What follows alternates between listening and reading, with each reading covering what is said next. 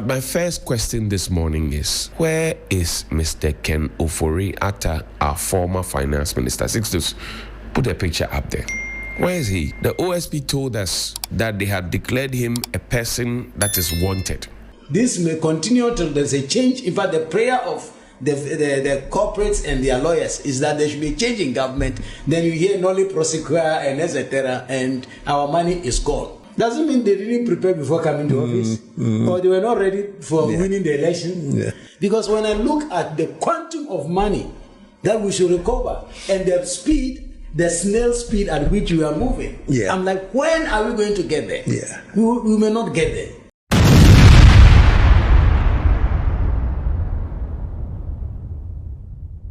Domlovo Bekunipa says, "Ya Domlovo, former Auditor General, and now oil board chairman, Dima EOCO. Papa na to 25 be padia. Ghana Bebutu, Ghana Bedane, Asabno, and why din. According to Daniel Ya Domlovo, or the former Attorney General, Ayuko Otu, and Osaya lawyer. Edima Gertrude Araba Isaba Seki talk on the removed Chief Justice. Papa no the fake documents and the Bible representative say or the Bible boy as a man client and I say now I call your lawyer there. Inti lawyer now the fake document he be. Or see there's a document no the ban enya way. According to former Attorney General EOCO, as you said they be we disappointed. Papa your friend Yao Domlovo I say I did not present fake documents. I'm highly disappointed in him and how political he has become. I say Papa your friend Daniel Yao Domlovo say no say Papa Daniel who NDC ni bi. I say we anyway. The okay kan asem a okay. As say na NDC for me EOCO for board chairman na okasa asem no. And he says no, Papa your friend Daniel Yao Domlovo. Then Ayuko Otu, the former Attorney General, AG officer, only credible enough, and documentation now the ban is fake. And for that reason, who the entire Ayuko Otu no, as is also get to Taraba Sabato Kono, as a Kwakujina High Court, I could defend this and no. Sir, remove her as a Chief Justice and the Justice of the Supreme Court no, and Nico says standing no. Then a man that authority no, and I was saying to Boise, make him come up. Now let's come to Mr. Ayuko Otu's attack on me. I find it very interesting. He said he has provided all the evidence to Mr. Domlovo, a former Auditor General, and I sat there and I didn't take it, and other people, I was whatever influenced my decision, he doesn't know. I want to put it on record that he provided us with evidence that were fake evidence. It will interest you to know that it is the junior of the Chief Justice, the Judicial Secretary, who appointed the Chief Justice. How is that? Yes, that letter he produced is signed by the Judicial Secretary appointing a Chief Justice. I don't know, Papa, your friend Daniel Yao Domlovo, or the other judge say, former Attorney General, Ayuko Otu, Papa. The other by na fake munyano or no the onya will be as some for the serious or the last person Ghana for as some for the so we no is Papa Daniel Yao Domlovo ora yi na say ba EOCO Ghana for nya vim Ghana for nya hope one kasa hope ni vim te say we sure say ora yi ebe ora de Ghana for say de na emfa even with we inclusion as the board chairman e de ma EOCO no as a still na de no you Daniel Yao Domlovo say or say in fact on one kasa Yao Domlovo he cannot see the tunnel, not to talk of seeing the lights at the end of the tunnel. When the politician go you will see the light at the end of the tunnel. So no tunnel nanga so who ye no be who the end of the tunnel light na no or say as a Attorney General any omu ora ide too slow no konya mi and nante say atitide nante o or the abutra sa na yawu o say ya omo twen o say no omo ya mudi abobom wo ora mu nyina no in fact dodo na twen say 4 years of John Dramani mama beso normal file no prosecute na dey say ya boni na to agu say case na fani no evidence is sufficient nti emontungu say the ndc ba yo mabo bi atu agu the same thing so muso mantima anya mpp ba we boni na atu agu but see it can't be so, it shouldn't be so nti obusa question say attorney general nti na mo ba no na mo press mo power mo be che manfo atu no na mo nya prepared ana because already John Dramani Mama Reform Committee ono ya Domlovo no ka hubi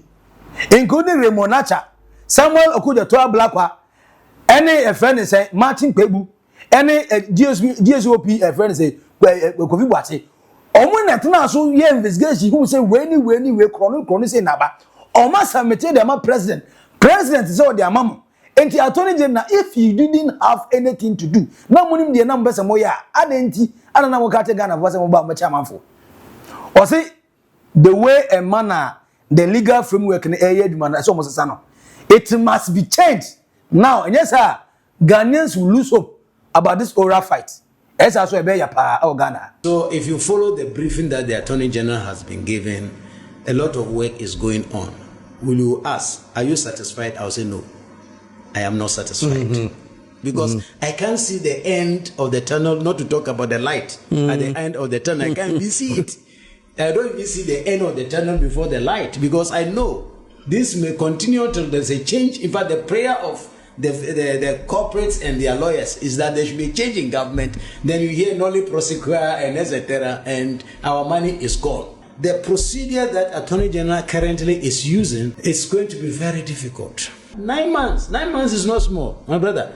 We are, before we realize, we have finished the quarter of the term of President Mahama. So I think we have to change the speed at which we are moving and let people gain the confidence that things are moving and moving very fast.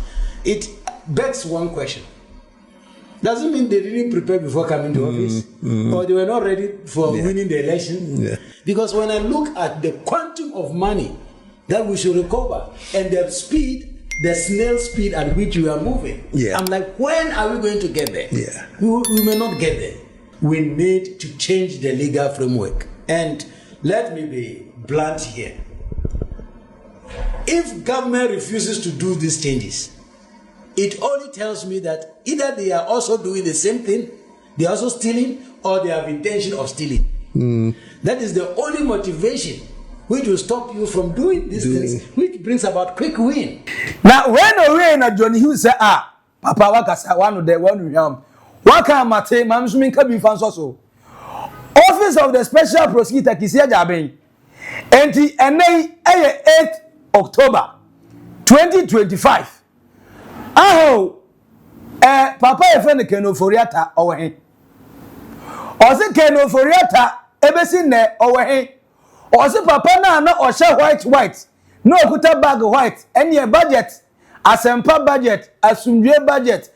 Adumapa budget. Papa no budget bi ani di kama ode to so. Ana Bible verses and quotations obekoti. But ni na ti no krono na so boye. It is oje atuma kan e de charges abeto ho. Say eno na ye bone a wadi a. Dada wodi oye wanted oye fugitive. Wodi no go to Interpol so ebesi ne.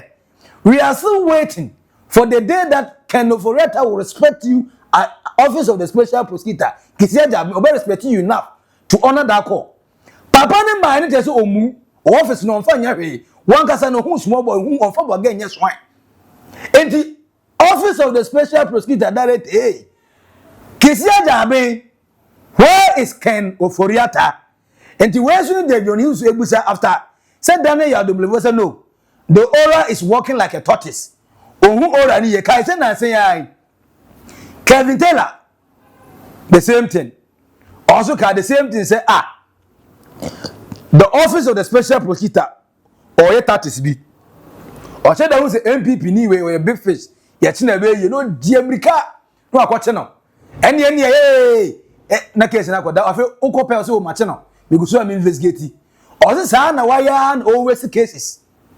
Now we Captain Smart because the same thing say the Office of the Special Prosecutor a toothless bulldog. He does not know what he's doing.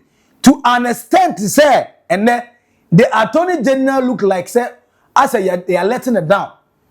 Attorney General no did not to phone say bam. All because the cases are not docket, the office of the special prosecutor dey man no. Or this way nye or say I do one case ye nti na hang away. And some na kwa no tena so ka say on kan nsem bi amfa nkyere Attorney General no. Nti na the EOCO board chairman me say papa we dey feeling no. Or my godfather akwa no nim no kora ne ka cha say on ni kora ka cha obi o wiase. In fact, the true hero, they say, "Mon country say, me man naked truth." My friend is a citation. What? And where they nye akwa no ma UN was Dr. UN. And any day be. Maybe me man naked truth. A citation. As I papa no odum no kwa gachi obia. On fa won say you appointing as a EOCO board chairman. On fa won say on NDC for ebi na kwot na ase work yema yehu ora na no kura be da on phone say the first appointment as auditor general was done by the John Dramani Mahama. No or say NDC for no munye ready. Why did they use it to campaign? Omo campaign here then omo catch the Ghana for so much amount for then if they were not ready. Now if they are ready, they are slow. They are too slow for Ghanaians, like including him, Daniel Domlovo. Jesus Christ. Clap your hand for your Daniel Domlovo. Nipa will be saying here more Ghana no. Look the face of the person no. Na kana kure ne kire no. Wa kana kure. Ne kure ne trodo on fan say John Dramani Mama on fan say NDC. Wa kana kure no sa ne kure so kan no. Truth be told, Ghana ni be feel the same thing. Every single Ghanaian who want the betterment of Ghana, who think about Ghana first become political party, and him say, "Oh, Ghana they are slow." I say, at the start here can say, "Oh, politics as usual, politics as usual." So they be the mama the mini business. And the president mean business, but more can yeah, the general secretary of the party, Fifi Flavie Kwati. Catch her say, "Mpenifo bi sha say, did sika delay ora." Yenya ase dun katia warning people off from distracting aura. Yenya ase dun katia oma among say, "Look, aura no must work." So why is it that the selected few people at the top, the president, the national chairman, the national general secretary, are interested in say aura ne be yeduma? But there are other people who are appointees who are also close to the power, who are delaying aura. And now you have Domlovo saying no, it must end. The Attorney General must fast track things, must do things better. Say Ghana and funny to my pan France, as I name we and free name we want. Ora no be who the debate slogan kwa. I know the easy. But when as only question now, John Hughes, so Edema say Ken Oforiatta or him.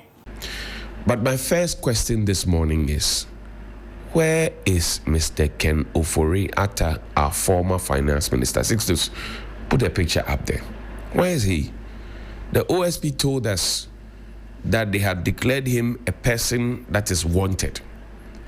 His wife and family came to tell us that he was on medical treatment. But we know that the OSP has declared him wanted and they are looking for him to come and answer to certain questions. So I asked this morning, as a country, where is Mr. Ken Oforiatta? He's our beloved Ken Oforiatta. Our white-wearing, Bible-quoting Ken Oforiatta, the best finance minister that Ghana ever had, according to President Akufo-Addo. I asked this morning, where is Mr. Ken Oforiatta? And why is nobody talking to the people of Ghana? If the OSP, my senior Kisie Jabin and my colleague Same Dako gave us the impression that they were pursuing him and they had declared him what? Where is Mr. Ken Oforiatta?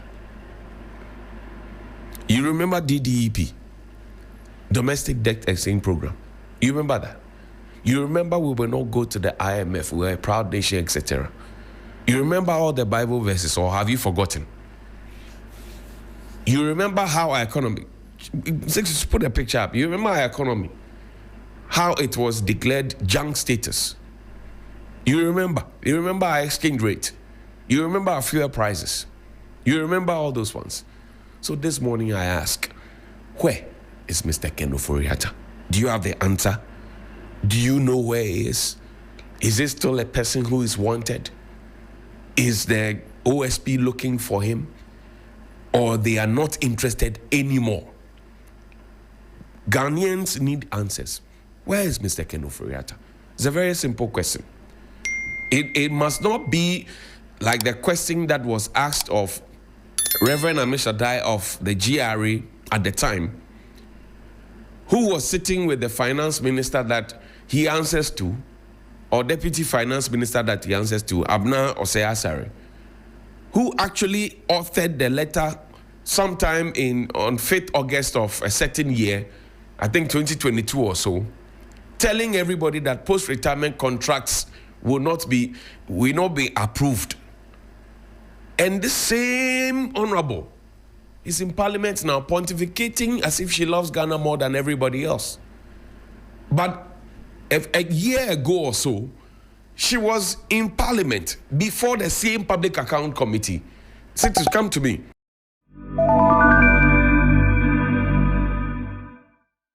Eti wedie mejaja kasa mi lawyer kasa mi ni obia. Abansa yefue wadwumadie nyina aye kwa. Eti one na mu fi se ora no amanfo bi wo mu ni interest no. Daniel Domlovo say o interest. Captain Smart say o interest. Kevin Taylor so interest. Johnny Hughes say o interest. General Mosquito Asiedun Kete, the chairman for the National Democratic Congress, NDC say ono so o interest. Fifi Flavie Kwate, the General Secretary, Edmund NDC o interest. John Dramani Mahama. Ono na slogan yene dia also interest. Me Maxi Billian, our naked truths. Ese mi interest. Kase die heat what heat no eja tutum. Eja kokko eja hihie. Se jana se wa fire burn you. Wa obaba nti they say no. Ora no o say how far? Do you think the order will work? Daniel Domlovo say oh you curious. Obso the next step for the Attorney General then and Attorney General Ediama Ghana regarding Ora. John Hughes Ebusa say Ken Ofori-Atta no da bend da and Pimo Ghana. Kevin Taylor say OSP no Office of the Special Prosecutor no Papa no Naduma no onye ready onimye ontimi nya so. Na ono kura no o hye de ewesi a time okwache MPP fo na o MPP ni and MPP fo so na appointee no na wa ye na won say Maxi no me investigation wo wie nko bebia. According to Captain Smart say the Attorney General say we confused because OSP ni EOCO for information na omode ma papa e friend Attorney General Dominic Akrotingi ayine no ha as information in repayo chama say no prosecute kura enye nti abemo ora no so atonsum all of them say ora no ebe weke and as we be aduru we should start being afraid say ora ebe tonsum for comment eto comment section as we are subscribe like na share ma unua eso enye biwe edi no e ba akopɛ Maxi Billian Macron bye bye.